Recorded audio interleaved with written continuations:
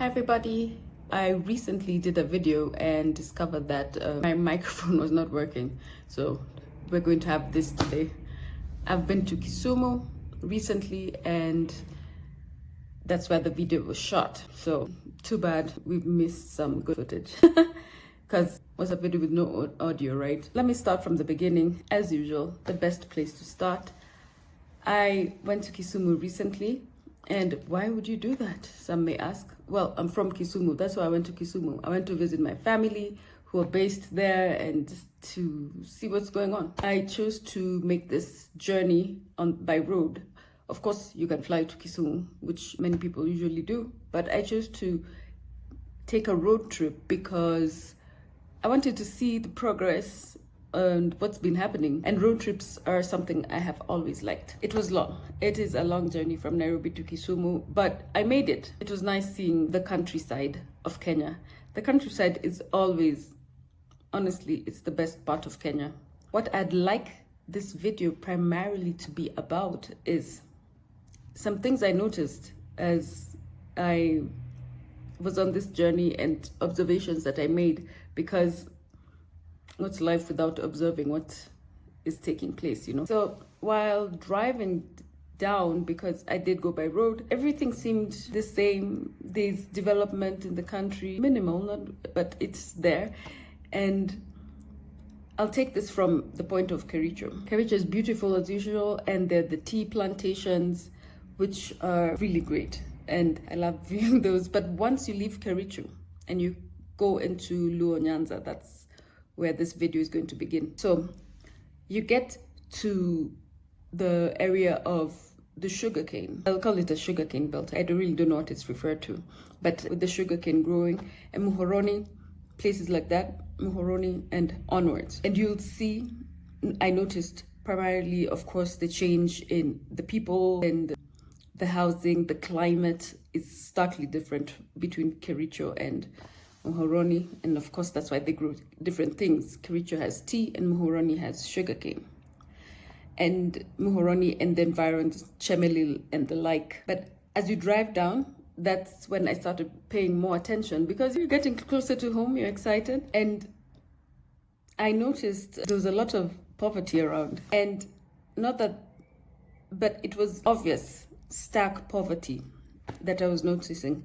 And I noticed also, of course, a shortage in the number of trucks carrying sugarcane, because when I would drive there with my father as a child, the trucks carrying sugarcane were in plenty. Now I saw, let's say, 3 maximum. I don't even know if the sugarcane factories are running. So that's one thing. And of course, that area is known for sugarcane production and processing. And if there's no sugarcane being processed in large amounts, that's a problem for the economy, because that's all that area has ever done, and hence the poverty in the area. I also noticed that the few trucks that were there were extremely run down. They could have very well been the trucks that were driving down that road while my father was alive and would drive with us, right? And we continued further down, and you come to Awasi, and again it was the same thing. Of course, as you get closer to Kisumu town, the population increases, because Kisumu is the center of Nyanza, I would say. And you notice that there's more and more people on the roads. And as there's more and more people, of course, more and more houses. And it's rural housing. And it's the type of house that my father used to, he had a Simba when he was growing up. And it's a mud type of house. And that's the type of house people are building. Not to disparage people's houses, but I just noticed that they were there in large numbers. And I also noticed a lot of trash. I have a thing with trash. It drives me crazy. Honestly, trash on the ground, that's just one thing that I will immediately notice. Trash anywhere. Maybe I should become a garbage advocate, I don't know. But trash drives me mad. And as I was driving down through Awasi, up towards Kisumu, there's trash all over the place. Now we know the country has been devolved. So this is the role of the Kisumu county government, right? But apparently even a civic education for the people to tell them how to take care of their trash, because the education is a constant thing. I do not know if it's done. I did not see it, at least in writing, along the roads. There's nothing about it. So that was one. Of course, as you come closer to Kisumu, I noticed there's a lack of development in Kisumu. That's what I'll say about it. It's obvious. You can't sugarcoat these things.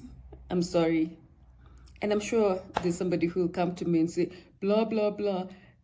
And I'm standing on my word. My eyes don't deceive me. So I did notice that, the lack of development in Kisumu city and things. And it's a city. That's another thing. They changed it to a city. And I haven't been there in years, but everything was basically the same, except from a few high rises here and there. Everything was basically the same, which was great. And I thought to myself, why does this be? As usual, I'm always thinking about reasons for things. Kisumu and the Luo people, we have always been the leaders of opposition in this country. We are always opposing things. That's our role. I always joke around with my friends and I tell them, I am going to be a life member of opposition, even if the next president, or in 20 years from now, a president is from my tribe, because Kenya is a tribal place. If the next president is Luo, I'll then be in opposition and I'll be against whoever it is. It's just how I roll. But my point is that Luo Nyanza being Kisumu, and Luo Nyanza and Kisumu being in opposition has had implications. And as much as people try to deny it, we're suffering for it, right? We are a community that has blind obsession with the leadership from a particular family. Many know who it is. I'm not even going to bother saying who, but we have a blind obsession with them. And we have followed them, this family, from since Oginga was alive up till now, when his son Raila is running. And of course, when Oginga Odinga was here, was right after colonialism. He was part of the people who fought for the country in terms of colonialism. And because of him, how could I say? It's a complicated story. There's a lot going on. But during that time, there was a time when the first president in Kenya went to Kisumu and had eggs pelted on him. And from there, it has been downhill for us in Kisumu and Luo Nyanza. And there were Luos who were killed when the president was pelted with eggs. And one could argue that they have been paying for it up till now. You can argue in the comments, I don't care. But that's how many see it, and I do too. And due to that blind obsession up till now, in the beginning, there was weight to following the Odinga family, because they were the leaders of the region, and Oginga Odinga was the first. He passed away. His son came into being in that role, and he fought for this country on many different platforms. He fought for this country on many different platforms for years. His current role, I'm not talking about, because that's not the point of this. But the thing is, he has been a part of government for years, and ultimately, one could say that it has been of no benefit to his voters. It has not. You'd say that resources should be equally distributed to every region in the country, or in an equitable manner. But unfortunately, we do know that's not how things go here. Let's not be naive. And anyway, it doesn't matter, because still nobody has benefited from him being in government as such. And yes, we have roads in Kisumu City. We got independence in 1963. What are we boasting about roads for? Okay, so that's on the higher level of things. If you look at it, if you take an overview of Luo Nyanza and their blind obsession with that family, it has brought us this far, right? And in addition to that, many of the people who are in leadership in that side of the country are his cronies, right? And because of that, they're the ones who are leading everything. It's purely Odinga zone, I could say. And that means they're the ones in power, they're the ones responsible for the trash, and they're the ones responsible for the economic activities and development and all these things. That's my point. There's nothing, at least I could see with my tangible eyes, there's nothing I was told about that Kisumu has. I was like, what's up with Kisumu? And I went home and they were like, I don't know. Anyway, I proceeded further. Rural Kenya is so peaceful and beautiful. I could understand anybody who wants to settle there completely.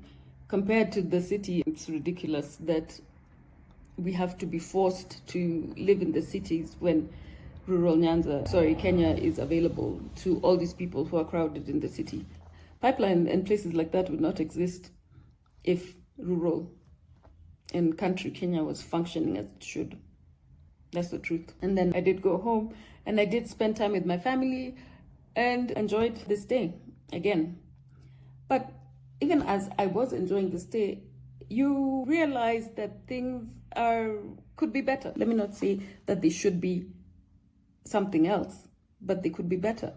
And my question is, why is this way? And I was involved in discussions with people there. One of the things that in Nyanza is that it's a very, very traditional space. It's extremely traditional. And because of the traditions that are there, it is suffering. Because for one thing, I'll give an example. Women in rural areas in Nyanza, and actually I'll say it's the whole of Kenya. And maybe this is why Kenya is suffering. Maybe this is it. Maybe I finally got it. They can't inherit land, right? And you cannot inherit your father's land. And because you cannot inherit your father's land, it's difficult for you to develop that land. Why? First, because of course it's not in your name. There are only certain things that you can do. You'll have to ask for permissions under whose name the land is in.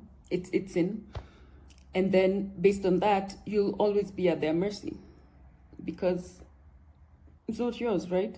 And this leads to many women going and purchasing land in different places, or the actual fact is that many people consider that when you get married, you will develop your husband's land. This is a problem of resources. The problem of Kenya is a problem of resources and the distribution of resources. So women can't inherit land. And I know for a fact that I've had this among women in different tribes in Kenya speaking about, maybe the law has changed, but let's face it, culturally, you'll be fought. And then you have to decide, is this a fight that you want? And for many women, they decide to just let go, right?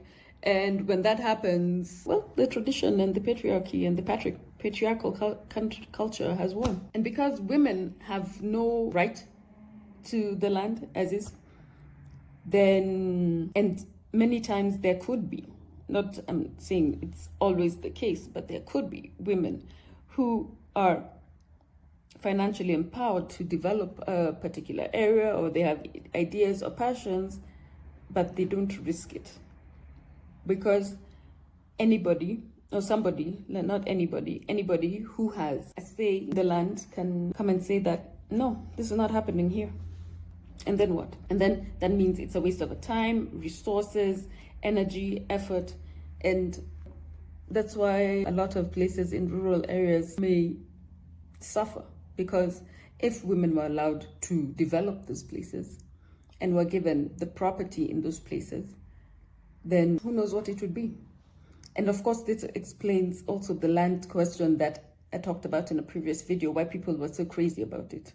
Because when you think about it, Kenya and land, that's the gist of it. Kenya and land are one, and there's no one without the other.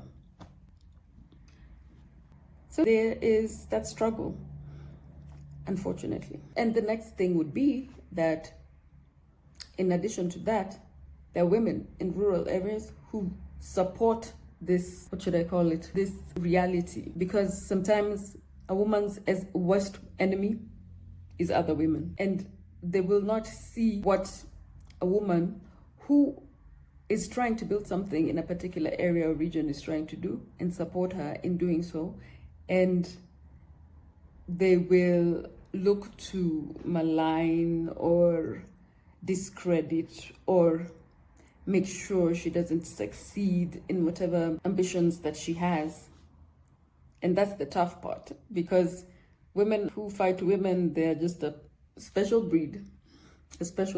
And of course, another thing I realized that could be a reason why rural areas are the way that they are because of a level of envy between people living in the rural community, because you'll see land that has lain fallow for years, for decades, but somebody will, for example, come up with an agreement to till or use the land, and when they see success in the project, then somebody else who owned the land takes over. It doesn't matter if they had an agreement or not. Suddenly they'll say that no, this should not happen anymore, just because they're witnessing your success.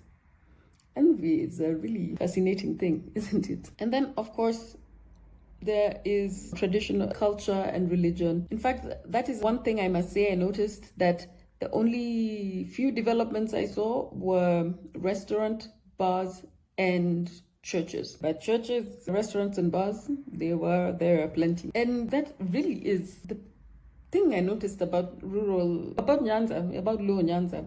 And yeah, it is interesting to see after not having seen it for many years. I'd actually forgotten about it, but seeing it again, and as time passes and then I realize, hey, it's not changing. This will go on until the day I die. Then what? And I don't know how this video will be accepted by people from my background, but I'll just put it out into the world and see what it sends back to me.